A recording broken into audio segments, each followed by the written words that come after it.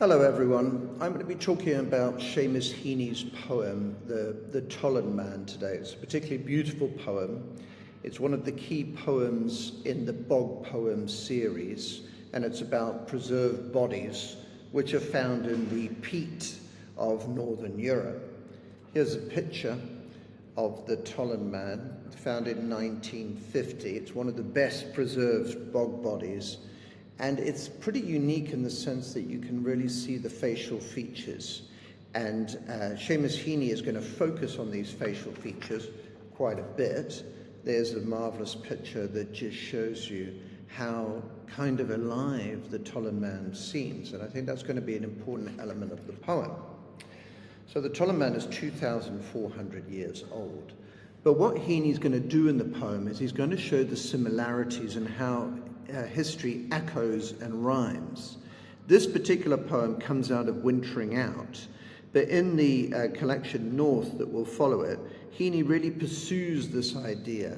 I think particularly in terms of Christianity, we like to think ourselves as marking ourselves off from the pagan inheritance, which is more brutal. One of the things that Heaney is going to do is to deconstruct this idea of progress and of a gentler kind of Christian society. And he's actually going to show that internecine violence, tribalism, and pagan kind of ritualistic killing is alive and well in Ireland and elsewhere in Europe today. I'm going to begin by saying, someday I will go to Aarhus. Now, I think the most important thing about that opening line is it shows us that this is a kind of pilgrimage, but it's a pilgrimage of the mind. Heaney is in Northern Ireland, or in Ireland at the time of writing, and he is kind of imaginatively taking himself to Denmark to imagine visiting this corpse. And as I said before, because the features are so intensely intricate and so visually arresting, he goes into a description of the peat brown head, the mild pod of his eyelids, which makes him seem gentle and vulnerable. In terms of gender, we know, we've looked at the poem Punishment already, we know that we've seen this kind of violation of a young lady who's also seen as defenseless and vulnerable. Here we have the demasculinization of a male figure. His head has become a skin cap, which is a very effective image because it renders him into flesh. And that's going to be a big theme throughout this poem. Once again, his last gruel of winter seeds caked in his stomach. We're reminded of, firstly, as I say here, how bland the landscape is, that it's a kind of flat country, but also how Spartan the diet is. And once again, I think that this generates pathos because we see him as, I won't say on the point of starvation, but certainly what a meager diet he has before he dies. And we have this éjamon that goes throughout the poem. It begins here, the flat country, caked in his stomach, and then it goes on to the idea of naked. This is kind of quite an interesting, because you've got the strong N, which becomes a trochaic with the stress on the first syllable. It also really enhances once again the idea of him as a vulnerable person. It's slightly different from Punishment. Here the voyeurism, the theme of voyeurism, of being a peeping Tom, is not so great. But once again, he does go into a lot of detail to feminize him. He says the cap, noose, and girdle. Now, girdle is something you would usually associate with females, but here he's feminized. I will stand a long time, bridegroom to the goddess. So again, there's a similar theme to Punishment, where he is looking. Is this voyeurism, or is it that he's simply transfixed by this body? She, some kind of unknown goddess, tightened her talk on him. And so here we have this consonants, these plosive T's, and opened her fen. Well, this is a very sexual image. It's in a sexual semantic field.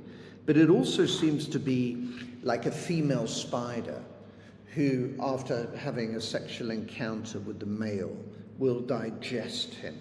And these dark juices that they speak of here work him to a kept saint's body. This is really interesting, because on the one hand it blends the idea that he is some kind of sex slave, a kept person. On the other hand, he is a saint. And this is really interesting. It's something that Heaney finds in a lot of these bog bodies, the idea that they have a kind of religious significance to him. Now, if we think of, as a Catholic, he would have grown up with crucifixes everywhere and this idea of Christ suffering, as well as the cult of saints in the Catholic Church, where people would visit the gravesides of saints who'd suffered and been tortured, and that had kind of rendered them into holy people. That's something that he's going to talk about a lot in this poem. Trove of the turf cutters, honeycombed workings. This reminds us of Bog Queen and Bog Land, that the turf cutters are kind of archaeologists finding the past. Now his stained face reposes again. We have this gentle image of sleep at Aarhus. Moving on. Now you'll notice there's a second section of the poem, and this takes us into the present. And rather than focusing on the Tollund Man, what it does is this is his segue into the troubles in Northern Ireland. I could risk blasphemy, consecrate the cauldron bog, our holy ground, and pray him to make germinate. Well, here he's giving this kind of religious significance to the body. And he is imagining that this particular figure, the Tollund Man, could be given a kind of religious significance, and he could make things grow. He could regenerate things. Why is he saying blasphemy? Well, there's a kind of resurrection idea here, isn't it? That the suffering of the Tollund Man will give him this religious ability to raise others from the dead. He doesn't name them, he just describes them as scattered, ambushed flesh of labourers. Now, this is a metonym. It's when you use a part for a whole, and it's like these people have been so crushed and so injured that they're no longer bodies, they're simply fleshed. They're stocking corpses, perhaps because they were woken in the night, still with their socks on, laid out in farmyards. So once again, we have people who are not properly buried, who are just abandoned in the earth. Now we have the same plosives here with a compound telltale skin and teeth, flecking the sleepers. Once again, these people have been cut up beyond any kind of ability to put them together again. They're merely skin and teeth. And then we go on to this particular incident of the 4 young brothers trailed for miles along the lines. So what's happened here is that they've trailed their body and the bits of flesh have been left behind. So it's a horrific image. No wonder the critic Carlson talks about Heaney's poems as a pornography of violence. He says that in connection to punishment, but we could equally use it here. So that's the end of the second section of it. So we see that we move from the actual Tollund Man himself, going into his features, to the kind of latter-day significance of it within the conflict in Northern Ireland. And now we go into the third and final part of the poem. And he says, something of his sad freedom. So we switch back to the Tollund Man. And in this particular case now, Heaney is going to imagine that final journey as he rode the tumbril, which is an open wagon. Now, I'm going to say a little bit more at the end of the video about links, but for many of you here, I think that you would be able to see that this is definitely a reference to, well, could be seen as echoing Punishment, where once again our young nameless victim is so exposed, so cold, and so vulnerable. And he says, should come to me driving, saying the names. The names themselves have a kind of religious power to him. He uses this tripartite structure here: Tollund, Gräuble, Nebelgard, watching the pointing hands of country people not knowing their tongue. Now, what's he talking about here? He's talking about the spectators, the people who watch this ritualized sacrifice. And the pointing hands, once again, is a metonym, it's a synecdoche, where you're just looking at a part of the body for the whole. So these aren't real people, they're pointing hands. Again, that feels very biblical. People condemning, people being really cruel. And the question, of course, is Heaney talking about the past in Aarhus in Denmark, or is he talking about the present and all of the ritualized killing and the suffering that is going on around him? And he ends by saying, out here in Jutland, in the old man killing parishes, I feel lost, unhappy, and at home. That's quite an awkward phrase there, and I think it's deliberately so. I will feel lost, unhappy, and at home. Now we have the paradox, and it's a very powerful coda to the poem, isn't it? Okay, because he is lost. He's out in Jutland. It's not his place. Okay, but at the same time, he's shown us the parallels are so distinct that he feels that he is at home as well. And when we think about the connotations of being a native, being at home, it's about recognizing a landscape, being able to navigate it, and being able to recognize the people and the culture because it's ingrained and embedded in you. But what Heaney's doing is thinking about the Tollund Man has made him look at his own culture anew. And how does he feel? He actually feels lost in his own culture. And the unhappiness of seeing all of this terrible tribalism that is around him. So if you get any sort of Heaney question that talks about the concept of home, this is a brilliant poem to do, because it shows us that at any time, even if you know the landscape as well as someone like Heaney does, people can surprise you and you can realize that you didn't really know the place at all, and that home can be very unhomely. Very briefly, I'm going to talk about a few links, but I'm going to leave you to do most of this.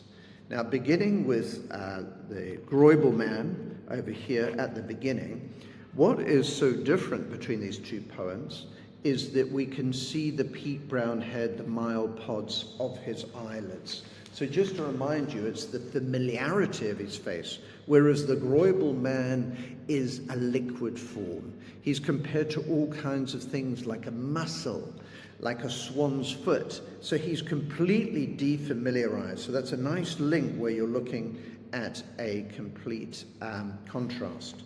We have the link to punishment, I've said, where this the Tollund Man is feminized, but also his starvation or his malnutrition is made clear, his vulnerability, and this kind of sense in which there's a kind of sense of sexual violation in both cases. In punishment, of course, it seems patriarchal violence. Interestingly, in Tollund Man, it's more matriarchal violence, isn't it? That links nicely to the Bog Queen, because in both cases, there's a kind of rebirth that happens. In the Bog Queen, it's a kind of monstrous rebirth as she emerges skull-ware and a kind of terrifying banshee-like creature.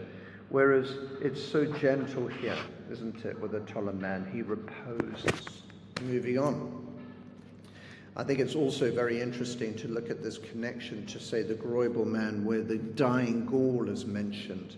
And so we have this sense of beauty and suffering that once again I think seems to come out of Catholic culture, looking at the Passion of Christ and looking at the suffering of the saints. We also have a sense of Ireland as being steeped in kind of pain and suffering in westering, don't we? When he's thinking about returning home and he is imagining an Ireland without violence, but it seems to be something that he really struggles to imagine. We have all of the killing, etc., which links to many of the poems like Act of Union and also to punishment And again, just to remind you of this phrase, the pornography of violence, which is really worth remembering. I said before, and I'll say it again just very quickly, that punishment also has this sense of the woman as being exposed, as made naked, as made vulnerable, as freezing. And in both cases, there seems to be quite a hostile crowd with the pointing hands, as we see in the Tollund Man. And then finally, a very important parallel is the way that it ends. And I think the connection there would be to the titular poem North, the poem, the title poem from the collection North, where we see history revisiting and echoes of violence reverberating over and over again in this North European landscape. What's interesting, of course, in North, the poet is able to use his imagination to escape. He goes into the word hoard, doesn't he? And he imagines the blab of the icicle. And it's quite a glorious poem, glorifying the poet's ability to break away from the violence into an imaginative landscape. Here, there's no such glorious ending. Imagination has not freed him this time. It's merely showed him how closely allied the violence of the past is to the violence of the present.